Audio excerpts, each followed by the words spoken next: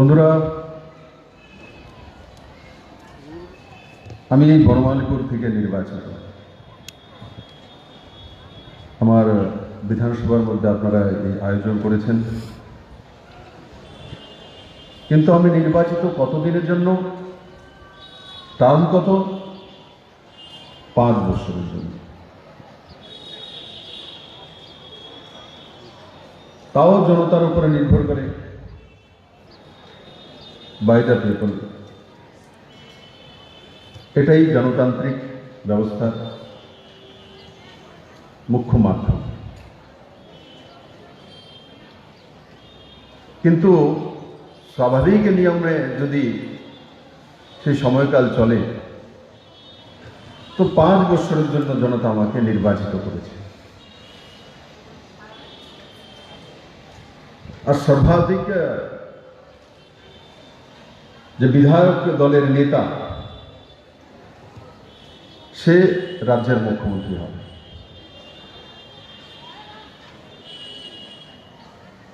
বনমালীপুরবাসী আমাকে রেকর্ড ভোটে এখান থেকে বিধানসভায় পাঠিয়েছে। আমি প্রথমবারের মতো বিধায়ক, আর প্রথমবারই কোনো নির্বাচন লড়েছি, তার আগে কোনো নির্বাচন লড়েনি। আর তারপর আমার দল এবং বিধায়কগণ সিদ্ধান্ত করেছে যে house of the leader Biplab Kumar Deb হবে, রাজ্যের মুখ্যমন্ত্রী উনি হবেন। মাননীয় প্রধানমন্ত্রী এবং পার্লামেন্টের বোর্ড সিদ্ধান্ত করেছে। কিন্তু আমার সময়কাল কত? 5 বছর। তারপর আবার জনতার কাছে যেতে হবে। আমি একলা জিততে হবে না, 31 নিয়ে আসতে হবে। তারপর আমি আবার কাজ করার সুযোগ পাবো। এমনিতে অনেক কিছু মনে হয় যে সহজ, সিধা সহজ, এমন না। আর ঘরে 5 ব্যক্তিকে এক জায়গায় রাখা, যদি একটা ছেলে 3টে মেয়ে আছে, আমার স্ত্রী আছে, মা বাবা আছে, দেখি যে কতজনের মধ্যে দম আছে বলে 7 জনকে একটা রাখতে পারবো এখন। সকালবেলা যদি মেয়ে বলে বাবা এটা নিয়ে আসো, যদি সময় মতো না আসা বলে অফিসের স্যারের কাছে আটকে গেছি, তো মুখ ফুলিয়ে বসে থাকবে। কোথায় ছিলে তুমি? 1 ঘন্টা তো কথাই বলবে। মাকে বলবে কৌশায় দিয়ে কই আসে না। আমিও তো কোনো ঘরের এক গার্জিয়ান, আমার কাছে মেয়ে আছে, ছেলে আছে, পত্নী আছে, মা আছে। তো 4 জন 5 জনকে বুঝিয়ে এক জায়গায় রাখা, সেটা কতটা কঠিন। আর 37 লক্ষ ত্রিপুরাবাসীকে এক জায়গায় রাখা, এক মানসিকতা করা। আর কত ধরনের লোক আছে, কত ধরনের এজেন্সি আছে, বহিরাগত এজেন্সি, তারপর ভেতরের এজেন্সি, ও কত কিছু আছে। তার মধ্যে দিয়ে মুখ্যমন্ত্রীকে কাজ করতে হয়। আর একটা কথা বলি, যত কঠিনাইয়ের মধ্যে দিয়ে কাজ করা যায়, কাজের আনন্দ তখনই আসে, অ্যাচিভমেন্ট তখনই আসে, অ্যাচিভ লোক তখনই করতে পারে। নরেন্দ্র মোদীকে দেখো, রাজনৈতিক জীবনে আমি যতটা দেখেছি, স্বাধীন ভারতে সবচাইতে কঠিনতম পরিস্থিতির মধ্যে যে মুখ্যমন্ত্রিত্ব করেছেন নরেন্দ্র মোদী। একবার আমেরিকাতে যেতে দেবে না, একবার ভিসা লাগাতে দেবে না, একবার মার্ডার কেস নিয়ে আসবে, একবার সিবিআই ঢুকিয়ে দেবে, আজকের গৃহমন্ত্রীকে জেলে ঢুকিয়ে দিয়েছে। কি না করেছে মোদীর সঙ্গে। কিন্তু যতবার মোদীর সঙ্গে করেছে, ততবার মোদী গুজরাটের মানুষের সাপোর্ট নিয়ে শক্তিশালী মোদী হয়েছে। আর পরবর্তী সময় দেশের প্রধানমন্ত্রী হচ্ছে সর্বশ্রেষ্ঠ প্রধানমন্ত্রী রূপে দেশের মধ্যে প্রমাণিত। নতুন কঠিনাই মানুষকে শেখায়, তাকে তার তজুর্বা বাড়ায়, তার মধ্যে ম্যাচুরিটি নিয়ে আসে। এটাই প্রমাণ করে নরেন্দ্র ভাই মোদীর মন্তব্য। কিন্তু আমার সামনে যারা বসে আছে সিভিল সার্ভিস থেকে, আমাদের সরকার আসার পর আমরা একটা ব্যবস্থা করেছি যে 30 জন সিভিল সার্ভিসে টিসিএস অফিসার নেওয়া হবে, 10 জন টিপিএস অফিসার ইয়ারলি, যাতে তাদের সিস্টেমটা ঠিক থাকে। কোনো সময় এমনও হয়েছে একসঙ্গে নিয়ে নিয়েছে, কিন্তু তাতে পরবর্তী সময় কি অসুবিধা হয় আমাদের অফিসাররা বোঝে, জানে, প্রমোশনে, পোস্টে।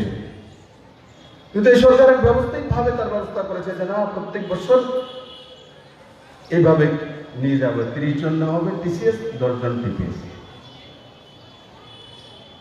প্রথমবার যে মুখ্যমন্ত্রী সিভিল সার্ভিস অ্যাওয়ার্ড, যারা টিসিএস টিপিএস অফিসার আছেন তাদের বেতন মান ঠিকঠাক আছে, কিন্তু সরকার তাদেরকে একটা উৎসাহিত করার জন্য মুখ্যমন্ত্রী সিভিল সার্ভিস অ্যাওয়ার্ড, অনুশংসাপত্র, তার সঙ্গে যারা গ্যাজেট অফিসার তাদের জন্য 25,000 টাকা, নন গ্যাজেটের জন্য 10,000 টাকা। টাকাটা বড় না, চিহ্নিত করা, উৎসাহিত করা, সেটা বড় বিষয়। সেটা আগে হয়নি, 2018-তে এই নতুন সরকার আসার পরে হয়েছে।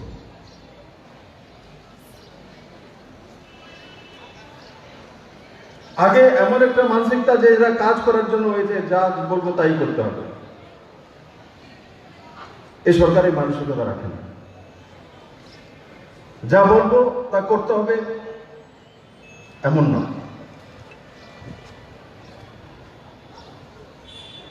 আমি রিভিউ মিটিংয়ে আলোচনা করি,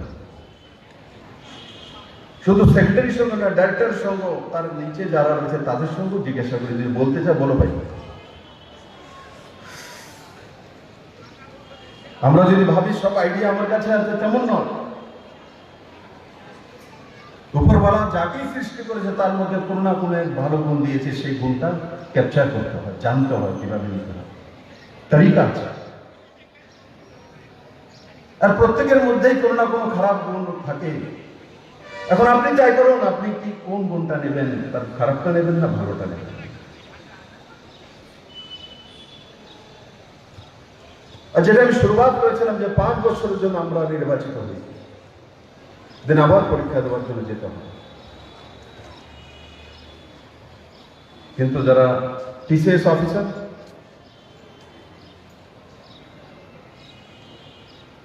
একবার সিলেক্ট হওয়ার পর 60 ইয়ার এজ পর্যন্ত সেবা করার সুযোগ পায়, কাজ করার সুযোগ পায়, সার্ভিস দেওয়ার সুযোগ পায়। তাহলে কি অফিসাররা আমার থেকে বেশি কাজ করার উচিত নয়?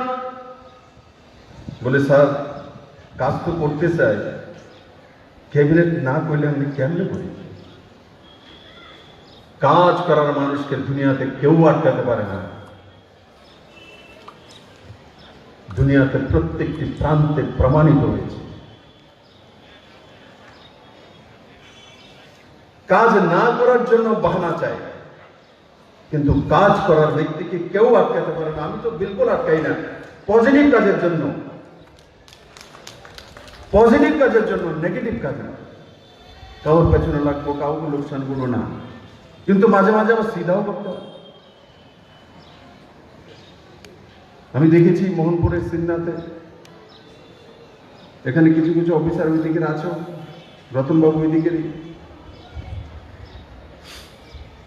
যে কনের কাছের বাস আছে না, দেখেছেন তো?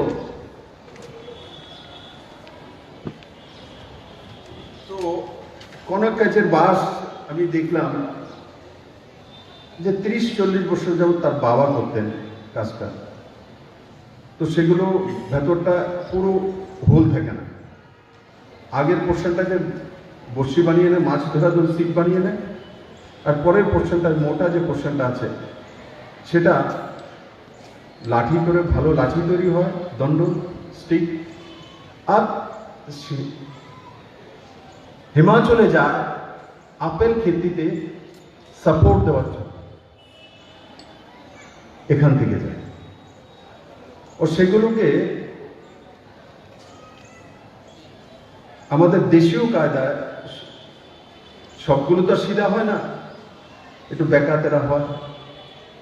তো আমি যখন গিয়েছি তখন দেখলাম যে পুরনো কায়দায় আগুন জ্বালিয়ে রেখেছে 3-4টে চুলা, তার মধ্যে একটা হোল আছে, তো হোলটার মধ্যে 2 দিকে হোল আছে, তো বাসটা ওখান দিয়ে হোলের মধ্যে দিয়ে নিয়ে যায়, আর নিচে থেকে হিট লাগে, যেই জায়গাটা একটু ব্যাকা আছে ওটাতে হিট যায়, এভাবে হিলা তো সিধা হয়ে যায়।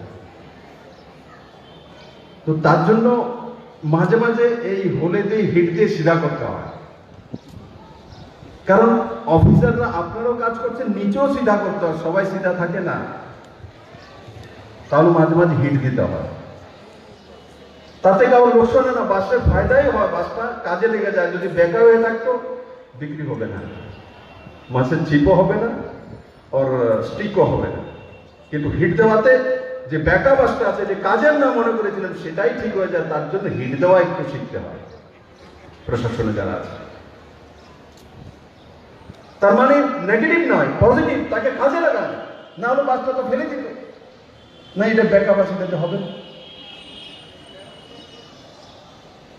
এটা কাজ করার কায়দা। আমি যতটা ফেলতে থাকবো ততটা আবর্জনা হবে। আজকে সলিড ওয়েস্ট ম্যানেজমেন্ট এসে গেছে, কিছুই ফেলা যায় না, সবকিছুই কাজে লাগানো, রিসাইক্লিং করা। তো রিসাইক্লিং এর জামানাতে আমি কিভাবে কাউকে ওস্টেজ মেনে নেব? আমি বসে এখানে অসুবিধার সঙ্গে কথা বলছিলাম, কে কে ঠিক আছে, কে কে ঠিক নাই বলবো না এখানে, এমনি তো আমি জানি। মানে আমার সঙ্গে ভালো মানসিকতা আছে এই যারা দেখলে এই কাজকে ভালো করে সেটা আমি জিজ্ঞাসা করি। তো 30 বছর প্রায় 30 বছরের অফিসার পেয়ে থাকে,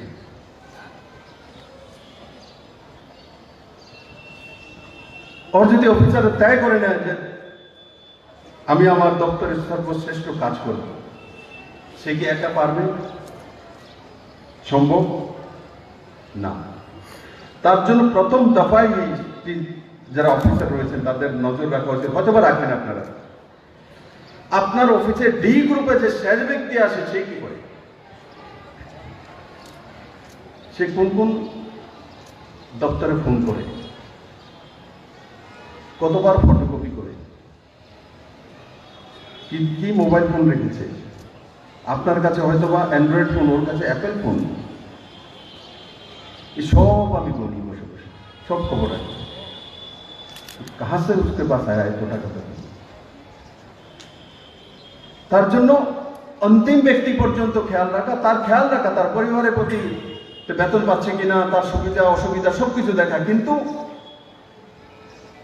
তার অ্যাক্টিভিটি কি আমার অফিসের মধ্যে, যে ক্লার্ক আছে সে কিভাবে কাজ করছে, ইউডি আছে সে কিভাবে কাজ করছে, যে ডি গ্রুপ আছে সে কিভাবে কাজ করছে,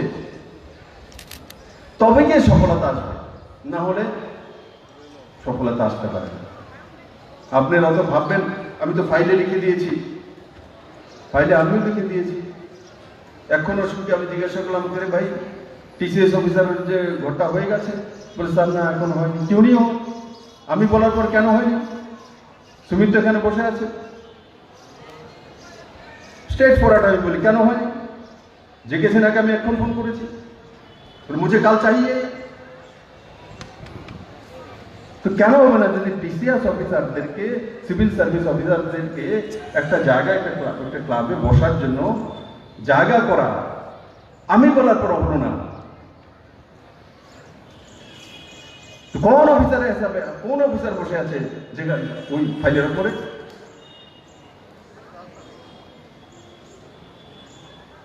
যদি না হয় আমাকে বলবে, না হয় এসা কোন শব্দই নেই দুনিয়াতে, আমি মানি না।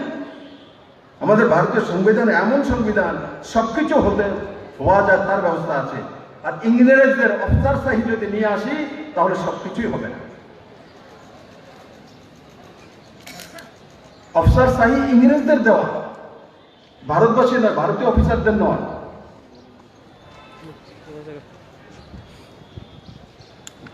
তো তার জন্য আমরা নিজেদেরই কোথায় বসবো তার জন্য ফাইল ঘুরবে।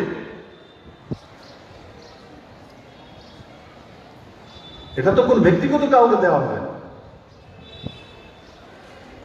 আমরা বসবো 10 জন অফিসার বসলে সেখানে বসে পজিটিভ কথাবার্তা বলবে, এটা চিন্তা আসবে। না হলে এখন বসার একটা জায়গা নেই, কোথায় বসবে এর আগে? তো এইগুলো হয়তো 99% অফিসার ঠিক কাজ করছে, একজন বসে আছে এদের মধ্যে। তো তাদেরকে যেটা আমি বললাম যে কোনো কাজ বাদ যেতে হিট দিয়ে সিধা করে কাজে লাগানো, কাউকে ছেড়ে দেন বলে কাজ ঠিকভাবে করছে না বলে তাকে সাইড করে রেখে দেওয়ার কিছু নেই, কাজ করতে হবে।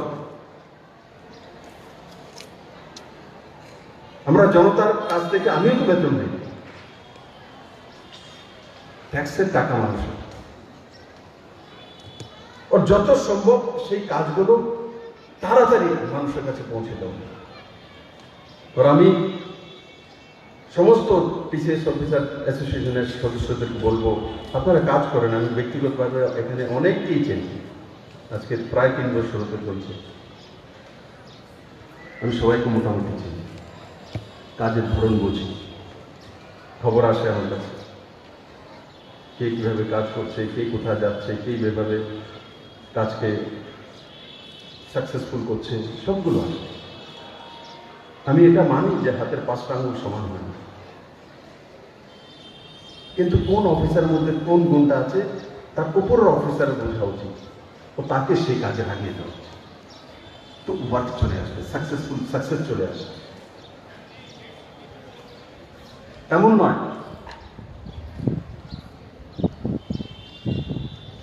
তাই বন্ধুরা, এক জুনুন তৈরি করা কাজের মধ্যে কিছু কিছু পাবন্দি থাকে আমাদের মধ্যে। আমি জনতার মধ্যে দিয়ে আসি, কেউ এসে বলবে দাদা এই কাজটা করে দেন, স্যার এটা করে দিন, ওকে এখানে ট্রান্সফার করে দিন, উনি ভালো অফিসার না, উনি ভালো, উনি কথা শোনেন না, এই জীবনভর চলতে থাকে।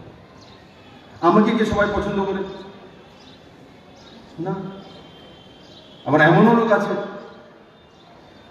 দাদার জন্য মরে যাবে, এমনও লোক আছে ও বাক্স বান্ধে পাঠাই দিল, আমি খাইছি বাক্স বান্ধে, আমারও বলে বাক্স বান্ধে পাঠাই, 6 ফুট 3 इंच বাক্স বেতনে দিল। मिलेगा मेरा ऑफिसर एसोसिएशन नहीं है বাক্স, অর্ডার দিতে দিল্লি থেকে আনতে, মোদি এ বাক্স পাঠাইতো না।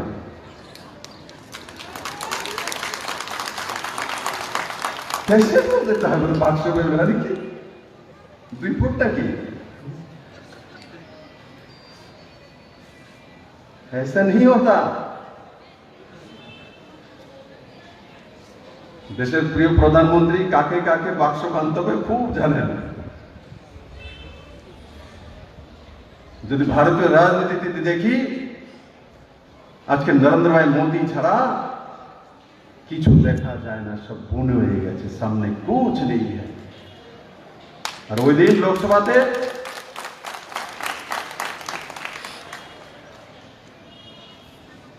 গোলাম নবী আজাদ তার জীবনের শেষ কর্মলগ্নে এসে কি বলছে, যেটা মোদি বাল্যকাল থেকে বলে, বিপ্লবদের বাল্যকাল থেকে যেটা বলে সেটাই তো বলেছে, বলে আমি ভারতীয় মুসলমান। এটাই তো বলি আমি, যারাই আমরা আছি আমরা ভারতীয়।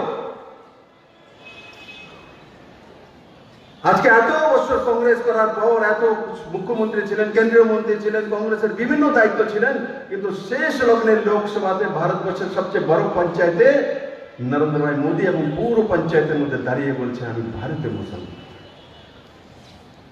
মোদী তো সেটাই বলে, অমিত ভাই তো সেটাই বলে, বিপ্লব দেব তো সেটাই বলে।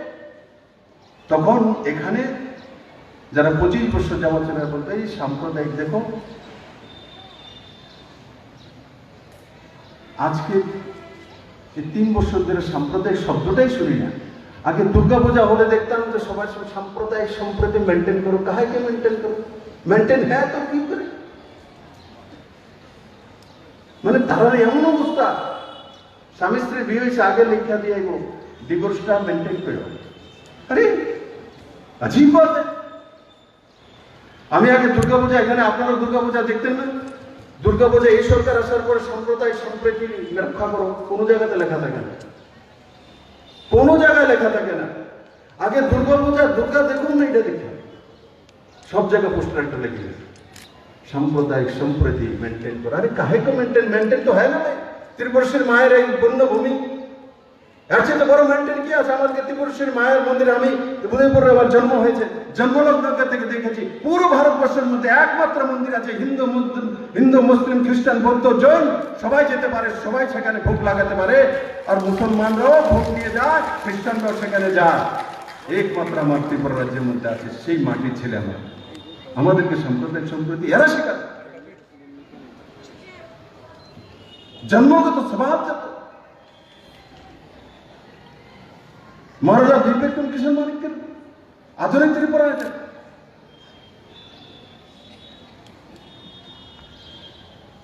25টা বছর বরবাদ করেছে ত্রিপুরার মানুষ।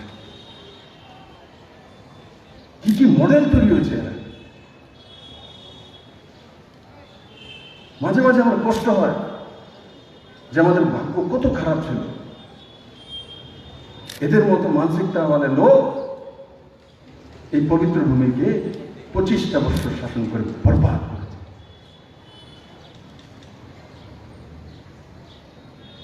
আজকে ত্রিপুরা নতুন মানসিকতা যাচ্ছে। আজকে এই অফিসার, এই ইঞ্জিনিয়ার ত্রিপুরা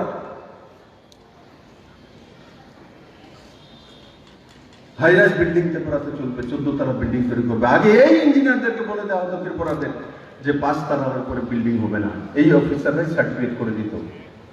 আজকে এই অফিসাররা বলছে না ত্রিপুরাতে 14 মঞ্জিলা বিল্ডিং হবে, 15 মঞ্জিলা হবে। অফিসার তো আমি দিল্লি থেকে আনি, আগে এরাই ছিলেন, কিন্তু এদেরকে বলা হতো যে 5 তলার উপরে ত্রিপুরাতে বিল্ডিং হবে না। আজকে এই অফিসার যারা রাত 2টা 3টা সকাল 3টে পর্যন্ত আমার সঙ্গে কাজ করে, আজকে এই অফিসার আগে ছিল যে 5টার সময় অফিস থেকে বেরিয়ে যাবে।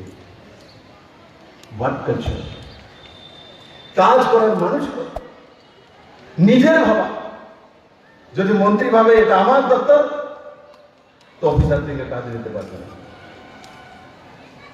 এই দপ্তর সবার মিলে। আমার তো 5 বছর, অফিসার তো 30 বছর, সেই মানুষকে তারা কাজ করতে পারে। আমি সমস্ত অফিসারদের কাছে এটাই নিবেদন করব, ভাইয়া সমস্ত কাজ হয় এটা আমি বুঝি, এমন কোনো কাজ নেই যে পাবলিক চাইছে সেই কাজ হয় না।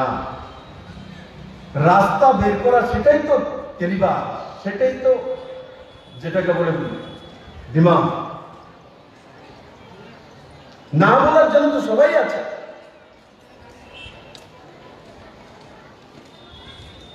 না বলার জন্য অনেকে আছে,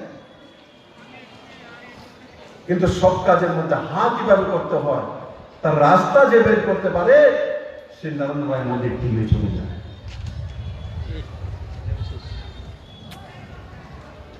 আজকে মোদীর সঙ্গে মিশ্রাজিকে দেখুন, ওনাকে রাখার জন্য স্পেশাল অ্যামেন্ডমেন্ট আনতে হয়েছে। কেন আপনি অফিসার মিশ্রাকে কেন? কারণ মিশ্রা সব কাজ করতে জানে। মিশ্রাজির মধ্যে সেই কোয়ালিটি আছে যে সব কাজের মধ্যে কিভাবে করতে হয়, তরিকা বের করতে, কিভাবে জনতার হিতে কাজ করতে হয়। और करप्शन की व्यवस्था করার জন্য মাননীয় প্রধানমন্ত্রী যে ডিজিটাইজেশন ব্যবস্থা তাকে কিভাবে ত্বরান্বিত করতে হয়, প্রতি মাসের 14 তারিখ আসলে কিভাবে সেক্রেটারিদের কাছ থেকে ফলো আপ করে কাজ তুলে নিতে হয়। আমি একটা কথা বলি, কাজ তো চলতে থাকে, ফলো আপ হচ্ছে মূল বস্তু, মূল বিন্দু। ফলো আপ করলেই কাজ হবে। কোনো দিমাগ দরকার নেই, কোনো কালিবার দরকার নেই। যে স্কিমগুলো এসেছে শুধু ফলো আপ করুন, মাসের 14 তারিখ ফলো আপ করুন, 13 তারিখ থেকে শুরু করুন, তো আপনি আপ দেখবেন আপনার এরিয়ার, আপনার দপ্তর সব কাজ হয়ে যাচ্ছে। ফলো আপ না করলে হবে না। আরে আমি বলেছি, তারপরে ওসব এখন যখন বলেছে তখন আমাকে ফোন করতে হয়েছে। তার মানে কি, আমি ফলো আপ করার মতো আমার কাছে অনেক কাজ থাকে। আরে ভাই, ঘরের জন্য একটা কোথায় সিএম ফলো আপ করতে পারে? কিন্তু কোনো না কোনো অফিসারের প্রয়োজন ছিল, যার দায়িত্ব আছে, যার কাছে ডিপার্টমেন্ট, ফলো আপ করা উচিত ছিল। ডাইরেক্টর বা সেক্রেটারি ফলো আপ করলে আজকে হয়ে যেত সেটা।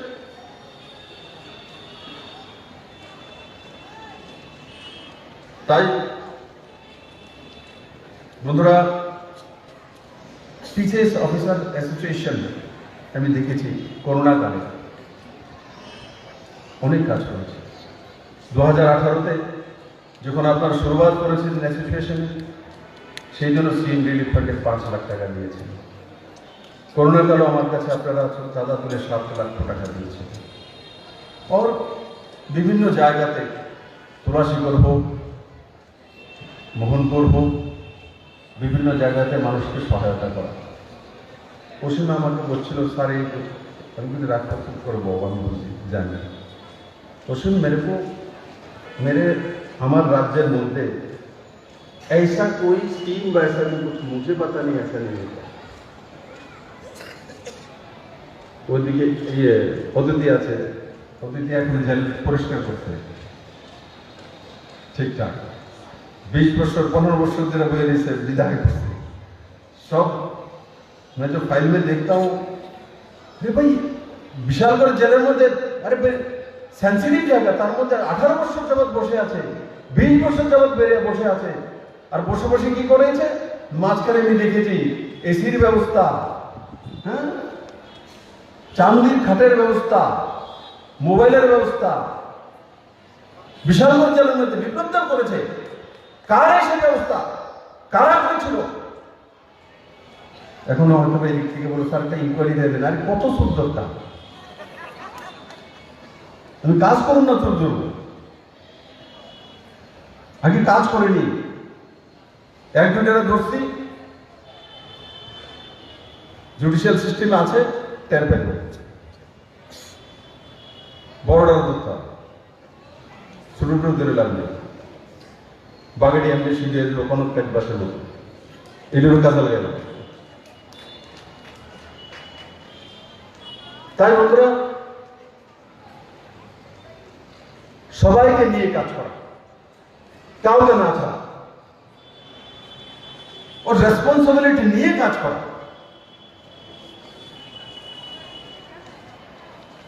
সামনে সন্তোষ আছে, না করলে সোয়েটার পরে কালার, কারণ মিডিয়াতে কালার করলে একদম ভিডিওতে দেখা যাচ্ছে না। তো স্যার আপনি কেন জানেন? আমি জানতাম না কেন। আজকে আমি অফিসাররা করে সাদা কভার করে এসেছি। আমি জানি যে এই কালারটা পড়লে সবচেয়ে সুন্দর দেখা যায়, তাই না মিডিয়ার বন্ধুরা? সন্তোষ নতুন নতুন প্রকল্প নিয়ে এসে এসসি ওয়েলফেয়ারে এই প্রথমবার রাজ্যের মধ্যে 7,000 যে ফিশ সেলার, তার রেজিস্ট্রেশন করা, তাদেরকে চিহ্নিত করা। আগে ছিল সরকার বলতো গরিবের সরকার, কিন্তু সেই গরিবের রেজিস্ট্রেশন কি ছিল?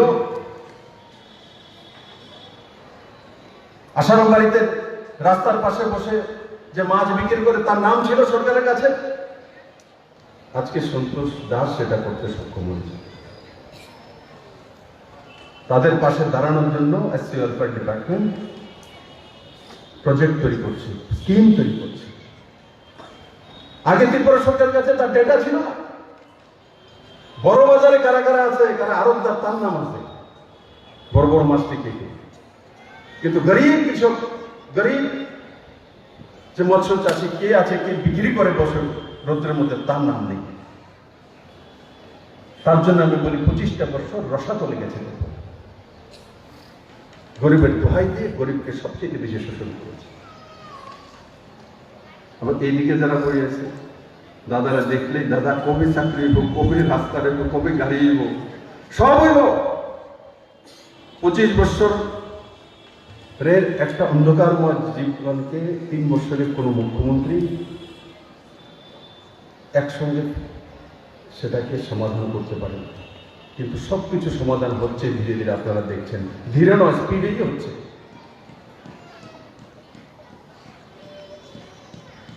কারণ কি বিপ্লব দেব রিসাইকেল সিস্টেম জানে। আমি জানি যে নরেন্দ্র ভাই মোদী প্রত্যেকটি আরবান গলিতে স্কিমের মাধ্যমে তার ব্যবস্থা করেছে। স্মার্ট সিটি তো আছে, প্লাস আমাদের যে 19টা আরবান গলি আছে তার মধ্যে রিসাইকেলিং সিস্টেম, ত্রিপুরাতেও স্কিম আছে, ডিপিআর তৈরি হয়ে গেছে, স্যাংশন হয়ে গেছে, এবং প্রত্যেকটি আরবান গলিতে তার ব্যবস্থা করা হবে।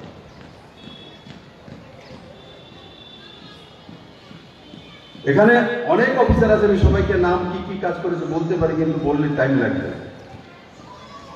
আর অসীম তো আছে, অসীমের তো মাঝে মাঝে সেটা ফটোর সঙ্গে পারিস কত জ্বালা। মনে করছে এটা তুললে জানি সারে দেখলে যেন অসীমের উপরে লাগিয়ে বলবো, আরে বাবু এটি আমি গড়াই আছি, ছবি তুললেই আমি বুঝি যে হ্যাঁ কোনো দোষ নাই, এবারে লেখতো না। সাংবাদিকরা বুঝতেছে, আমার হেরাও জানি কে লেখে। যেই মাত্র ছবিটা সব ওইটার মধ্যে আই আমি বুঝি অফিসারটা ভালো কাজ করতেছে, পেছনে লাগছে।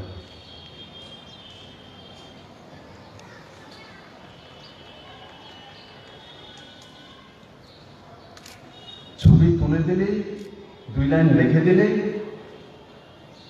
ব্যবস্থা বদলে যাবে। যারা মুখ্যমন্ত্রী বা মন্ত্রী পরিষদ এমএলএ বসে আছে, এরা ঘোড়ার গাছ একটা ওই জায়গা দিয়েছে না, মানুষের ভোটে গেছে। বনমালীপুর মানুষ আমাকে ভোট দিয়েছে। বনমালীপুর শিক্ষিত এরিয়া, ওয়েল এডুকেটেড এরিয়া, ওখানকার লোক আমাকে নির্বাচিত করেছে, চয়ন করেছে। তার জন্য আমি গর্ববোধ করি। আমার মতো গ্রামের একটা গরিব ছেলে জামজলি থেকে এসা, বনমালীপুরের মতো একটা পশ এরিয়া, এস্টাবলিশ এরিয়া, প্রথমবারে দেখেই আমাকে বিধায়ক বানিয়ে দিয়েছে। আমি আপনাদের প্রতি চিরকৃতজ্ঞ। তাই বন্ধুরা, আজকের দিন তো আপনাদের জন্য। তারপর আপনারা কম্বল বাঁটতেন, ঠিক আছে, আমি কিন্তু আমি অসুবিধা বলেছি এই গরমের মধ্যে কম্বল বলেছি, আমি সব কথা স্পষ্ট বলি। সঙ্গে সন্তোষ সাহা আছেন। করোনার সময় টি গার্ডেনের ব্যবস্থা করে আমার বনমালীপুরে দিতে আছে গরমের মধ্যে কম্বল। তারপরে আমি শুনি দুজনের কথা কয়, কি কয় অনুযায়ী করছে তার অসীম কর, আগামী শীতে কাজে লাগবে। কত চিন্তা আপনার লেগে, মানে আগামী শীতের লেগে আবার ডিজিএস অফিসার দিতে আছে, আগের থেকে রেডি। যদি শীত না আয় তখন কি করবো? শীত যেমন একটা মাঝখানে শীত ছিল, হঠাৎ করে শীত চলে গেছে, আবার কম্বলের লেগে আবার চা ধরো, কম্বল দেওয়ার উপর আবার চা ধরে দিল, ঠিক আছে, আচ্ছা হ্যাঁ। আবার বাহানা করতেছে, করোনা লিখে পারছে না, অসীম করোনা লিখে না, অফিসার আছে লিখাম করতা। করোনার মধ্যে সবাই এখানে যারা আছে করোনার মধ্যে আপনারাই বলছেন তুলাশিকারও গিয়েছি, সেখানে ত্রাণ দিয়েছি, ওখানে করেছি, তো ত্রাণ দেওয়ার সময় তো মানুষ আসছে, তো কম্বলও দেওয়া যেত, করোনার বাহানা না দেওয়া। করোনা তো অনেক কিছু শিখিয়ে গেছে আমাদেরকে, সোশ্যাল ডিস্টেন্সিং আর মেনটেন করা, ডিসিপ্লিন করোনা আমাদেরকে শিখিয়েও গেছে। আর নরেন্দ্র ভাই মোদী টিকা আবিষ্কার করে দেশের মধ্যে স্বদেশীয় কায়দা করোনাকে ও শিখিয়ে দিয়েছে। করোনা আমাদেরকে কিছু শিখিয়েছে, স্বনির্ভর হওয়া তার, কিন্তু করোনাকেও মোদী শিখিয়েছে। আজকে মানুষ আর ভয় পায় না করোনা, কারণ দেশের প্রিয় প্রধানমন্ত্রী দেশের মধ্যে ভ্যাকসিন তৈরি করে নিয়েছেন। এক একটি কোম্পানি না, 2-2টি কোম্পানি। আর শুধু নিজের দেশে নয়, 25টি দেশে ফ্রিতে ভারত তার ব্যবস্থা করেছিল। আমাদের পার্শ্ববর্তী রাষ্ট্র বাংলাদেশ তার সমস্ত টিকাকরণের ব্যবস্থা ভারত সরকার করেছেন, নরেন্দ্র ভাই মোদী করেছেন। তাই আমি আপনাদের কাছে এটাই মানসিকতা রাখবো যে হর ডিপার্টমেন্টে বিপ্লব দেবের মানসিকতা নিয়ে, মোদীর মানসিকতা নিয়ে কাজ করে। আপনারা করেন না তেমন না, ছেলে আছে, মেয়ে আছে, পরিবার আছে, তাদেরকে নিশ্চিত আমরা দেখব। মা বাবা পরিবার সবাইকে দেখব। বৃহত্তম দৃষ্টিতে 37 লক্ষ ত্রিপুরাবাসী আমাদের পরিবার। আমরা 30 বছরের জন্য সার্ভিসে এসেছি। যেদিন রিটায়ারমেন্টে যাব সেদিন যাতে ভাষণ দিয়ে না বলতে হয় আমি এই কাজটা করতে পারিনি, তোমরা করে নাও। আপনি যাতে ওই ভাষণ দিয়ে এটা বলতে পারেন আমি যা যা কাজ করে নিয়েছি, হাতে সব কিছু করে গিয়েছি, তখন আপনার কাছ থেকে আপনার জুনিয়র আসে আমাদের জন্য কোনো কিছু রেখে যায়নি, সবকিছু স্যার যা যা কাজ নিয়েছে সবকিছু করে গেছে। যে ভাষণ দিয়ে বলতে হয় যে আমি এটা চেষ্টা করেছিলাম করতে পারিনি, তোমরা সেটা করে যাও, তারপর আরেকজন ভাষণ দিয়ে রিটায়ারমেন্টের সময় লিখি আমি করতে পারছি না, তুমি করে যাও। আমি মন্ত্রে বিশ্বাস করি না। 5 বছর আমার কাছে সময় আছে, আমার কাছে যতগুলো স্কিম আমি 2022-এর মধ্যে বলি, এখানে সমস্ত অফিসার আছে, আমার যতগুলো স্কিম আছে সবগুলো স্কিম 2022-এর মধ্যে ডিসেম্বরের মধ্যে। কারণ কি আমি কি বাহানা করবো না জনতার সামনে বনমালী করে দাঁড়িয়ে আমার আটটা সময় দেন, আমি তো 24 গিয়ে কিছু যাবো মানুষ শুনবো পাশ করার লেগে আইসে বাহানাবাজি করে। যা করবো 22-এর মধ্যে করবো, জনতার পছন্দ হলে বিপ্লব দেবে, ভোট দেবে, না হলে না দেবে। এমনি তো রাস্তায় ছিলাম, তারপরে রাস্তায় থাকবো, কমসে কম ভাইয়া একটা ইতিহাস তো আমার সঙ্গে থাকবে। মাননীয় প্রধানমন্ত্রীর আশীর্বাদে একটা ইতিহাস তো আছে আমার কাছে, যে 25 বছর টানা সরকার পরাজিত হয়েছে। বনবলপুরবাসী আমাকে প্রথমবারই মুখ্যমন্ত্রী বানিয়ে দিয়েছে, প্রথমবারই বিধায়ক বানিয়ে দিয়েছে। 96% পঞ্চায়েত জিতা ভারতবর্ষের মধ্যে একমাত্র ত্রিপুরা রাজ্য। 30-স্তরীয় পঞ্চায়েত, 2টি লোকসভা একসঙ্গে ত্রিপুরাতে প্রথমবার বিজেপি জিতেছে। 36টা বিধানসভা সিট বিজেপি প্রথমবার একসঙ্গে পেয়েছে। একটিও বিজেপির বিধায়ক ছিল না, সেই জায়গায় 36 বিধায়ক। বিজেপি আইপিএফটি মিলে 44 সিট, সবগুলোই তো ইতিহাস। আর সেই ইতিহাসের ভাগিদার আমার বনমালী হলো, কারণ ওনারা আমাকে পাঠিয়েছেন, তার জন্য সেটা হয়েছে। তার জন্য আমি বারবার ইলেকশন আগেও বলতাম, আমার পেছনে পেছনে ঘুরতো আর বলতো দাদারে তো মুখ্যমন্ত্রী বানাইতে নেই। আমি তখন বলতাম মুখ্যমন্ত্রী বানাইতে বিপদ করবো, কাছে পাইতে না, প্রোটোকলে আমি যাইতে ধরবো, আমার কাছে যাচ্ছে না, ওখানে আইতে পারে না। দাদার তো দেখি না, দেখলে আবার শান্ত, দাদা আপনার একবার দেখলে 1 মাস ঠিক থাকে। এমনিতেও বনমালীপুরের মানুষ, আমি আপনাদের কাছ থেকে আশা করি, আমি আগেও বলেছি এখনো বলি, যে বনমালীপুরের মানুষের দিকে মানুষ তাকিয়ে থাকে। আমি দেখি তো বাইরে গেলে স্যার আমাদের এরিয়ার লোক, কত সম্মান দেখেন আপনারা। আমি যদি বিলীনতে যাই যে বসি এই লোকটাকে, আমি যদি খেপি স্যার এটা আমাদের এরিয়ার তো, আমি চুপ হয়ে দেখে বলে হঠাৎ করে স্যার একটু বেশি বেশি করতেছেন, কে এটা কয়টা তো ধলাই ধলেশ্বরের কমানে। আচ্ছা ঠিক আছে। তো এই যে সম্মানটা আছে, এটা বিলুনিয়া হোক, সাবরুম হোক, বিশালগড় হোক, প্রত্যেক জায়গায় বনমালীপুরের মানুষের সেই সম্মানটা পায়। প্রত্যেকটি মানুষ পায় সেই সম্মান। মানুষ জানে যে বনমালীপুর মানুষ মুখ্যমন্ত্রী দিয়েছে। যেমন আমি ভাগ্যবান, তেমন বনমালীপুর মানুষ ভাগ্যবান যে 2টি মুখ্যমন্ত্রী বনমালীপুর থেকে হয়েছে।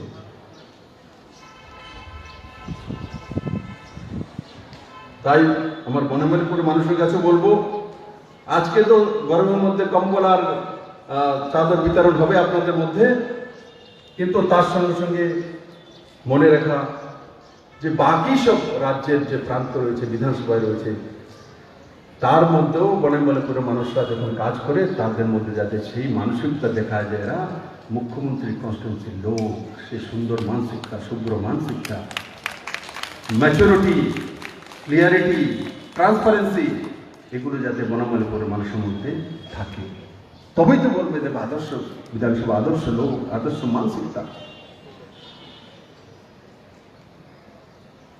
যদি বনমালীপুরে একটা মারপিট হয় তো আমার মিডিয়ার বন্ধুরা তো সেটাই বলবে, দেখো মুখ্যমন্ত্রীর কষ্টমিতে মারপিট হয়েছে, অন্য জায়গা হলে কেউ বলবে না। তার জন্য বনমালীপুরের মানুষদেরকে খুব সুন্দরভাবে সুস্থ মানসিকতা রেখে কাজ করতে হবে, কারণ আপনাদের মাধ্যমেই আমার পরিচিতি হবে। ঘরের গার্জিয়ান কেমন, বাড়ির লোকেদেরকে দেখতে বোঝা যায়, তাদের আদব কায়দাতে বোঝা যায়। আর মুখ্যমন্ত্রী কেমন, অফিসারদের আদব কায়দাতে বোঝা যায়। কারণ যে বিপ্লবদের দিয়ে এসডিএম হবে না, এসডিএম তো অসীমই থাকবে। অসীমের ব্যবহারে পাবলিক তয় করবে সরকার কেমন চলছে। সরকার বিপ্লবদেরকে ভিডিও সিটি কেউ দেখবে না, ভিডিও কিভাবে কাজ করছে তার উপরে নির্ভর করে মানুষ, হ্যাঁ আগেও ছিল এখনো দেখুন কত ভালো কাজ হয়ে আছে, গেলে অফিসে দেরি করে না, ফটাফট কাজ হয়ে যায়। ডাক দিয়ে সেটা ভিডিও সাহেব জল খাওয়াই যাবেন এক গ্লাস, তুমি কে ফরক পড়তা। গরিব মানুষ যদি আপনার কাছে এসে যদি বলে আরে ওনারা এক গ্লাস আগে জল দাও, যদি 2 ঘন্টা বইও থাকে, জীবনে মনে রাখবো যে আমাকে এসডিএম সাহেব এক গ্লাস জল খাইয়েছে। এই বিষয়গুলো অফিসারদের মধ্যে থাকা, যেটা আমরা নিজের ঘরে করি সেটা কি অফিসে করা। অফিসকে অফিস না বাবা, নিজের ঘর বাবা। নিজের ঘরে যদি কেউ আসে তো সুন্দর করে ড্রয়িং রুমে বসায়, কিন্তু অফিসে যদি কেউ আসে অনেক সময় সবাই কেমন করে না, বাইরে বসিয়ে রাখে, 3 ঘন্টা পরে খেয়াল থাকে না করা। যদি মনে করেন 10 জন বাইরে বসে আছে, জায়গা নেই, একবার নিজে উঠে বেরিয়ে, আরে আপনারা অনেকক্ষণ যাবত এসছেন, আমার তো কাজ করতে সময় লাগবে, আপনি একটু বসুন, চা খান, বাস হয়ে গেছে। কোনো শিকায়ত করবে না, কোনো এমএলএ করবে না, কাউকে ফোন করবে না, জীবন ভরা আপনাকে মানবে। বলে দিদিমণি উঠে এসেছিল, স্যার উঠে এসেছিল, আর এসে আমাদেরকে চা খাইয়েছে। হিরো হয়ে যাবেন আপনারা, জীবন ভর মনে রাখবে যে ওখানে 2 বছর ডিএম ছিল, কিন্তু উনি মানুষের জন্য কাজ করেছেন, ওনার মধ্যে হৃদয় ছিল। মানুষ কিছুই চায় না বন্ধু, এমনিতে মনে হয় যে অনেক কিছু চায়, কিচ্ছু না, শুধু ব্যবহারটা চায়, শুধু ভালোবাসার কথা। আমি আমার কাছে ঘুরি, গ্রামে যাই, কিছু না, আমি দাঁড়িয়ে একটু সেলফি নিসলেই খুশি। এমনি সেলফি খিচার সময় করবো না, স্যার আমি তো গ্রাজুয়েট হয়ে গেছি, তো তাই নেই আমাকে। আমি যদি কই ট্রান্সপারেন্ট সিস্টেম, তো তুমি হ্যাঁ হ্যাঁ স্যার জানি, ঠিক বোঝে। কিন্তু যদি আমি মাথায় একটু হাত রাখি তো খুশি। কি যায়, আমি কোনো মাকে যদি জড়িয়ে ধরি তো যে পুরো মা খুশি হয়ে যায়, জীবনে সবকিছু পেয়ে গেছে। এতে আমার কি লোকসান হচ্ছে?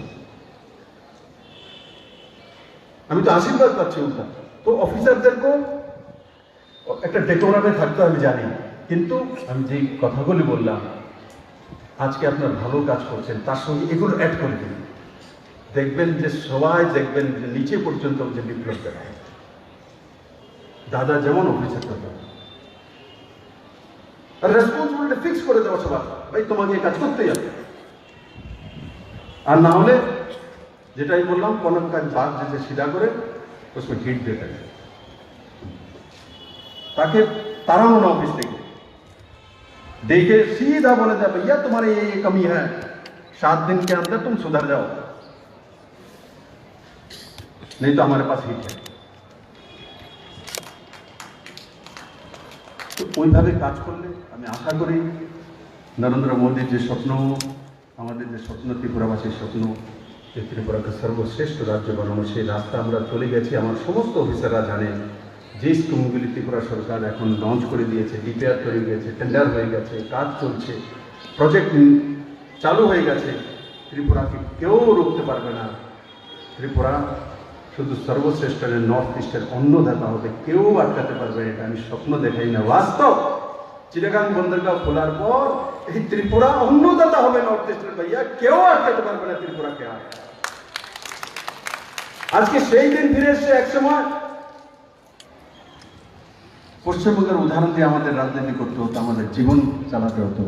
আজকে মাননীয় প্রধানমন্ত্রী হলদিয়াতে যখন বলেন যাইয়ে দেখিয়ে ত্রিপুরা মে, इससे बड़ा क्या हो सकता है? পশ্চিমবঙ্গের মধ্যে এত বড় রাজ্যের মধ্যে মোদীজি বলছে যাইয়ে ত্রিপুরা के लोगों का काम देखिए। तो এই কাম বিপ্লব তো একা করে কি, সামনে যারা বসে আছে এরাও করে, এরাও তার ভাগিদার। আজকে বলছে 2011 ওখানেও কমিউনিস্ট পরিবর্তন হয়ে সত্তা আসছে, আর 2018 কমিউনিস্ট পরিবর্তন চেঞ্জ হয়ে সত্তা আসছে। দেখুন সেখানে কিভাবে কাজ হচ্ছে আর এখানে কিভাবে কাজ হয়েছে, তুলনা করে বলে দিয়েছে মাননীয় প্রধানমন্ত্রী। এর চাইতে ভাগ্য, এর চাইতে বড় উপহার ত্রিপুরাবাসীদেরকে আর ত্রিপুরার অফিসারদেরকে কি দিতে পারে বন্ধুরা? কোনোদিন কোন প্রধানমন্ত্রী ত্রিপুরা অফিসারদের সিস্টেমে তারিফ করেছে আজ পর্যন্ত? যদি কেউ করেছে তো নরেন্দ্র ভাই মোদী করেছে, দেশের প্রিয় প্রধানমন্ত্রী করেছে।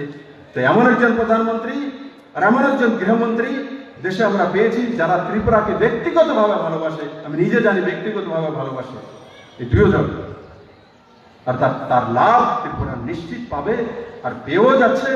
আর আগামী দিনে আমাদের যে স্বপ্ন, সেই স্বপ্ন খুব কম সময়ের মধ্যে পুরো হবে, এটাই আমি আশা করি। আর সমস্ত অফিসারদেরকে যারা এখানে উপস্থিত হয়েছেন, আমি সবাইকে আবারও আমাকে আমন্ত্রণ করার জন্য আপনাদেরকে অনেক অনেক ধন্যবাদ জানাই। আপনারা কাজ করুন, ভালোভাবে কাজ করুন, রেসপন্সিবিলিটি ফিক্স করুন, নিজেও কাজ করুন, অন্যের কাছ থেকেও কাজ নিন। সবাইকে অনেক অনেক ধন্যবাদ। জয় হিন্দ।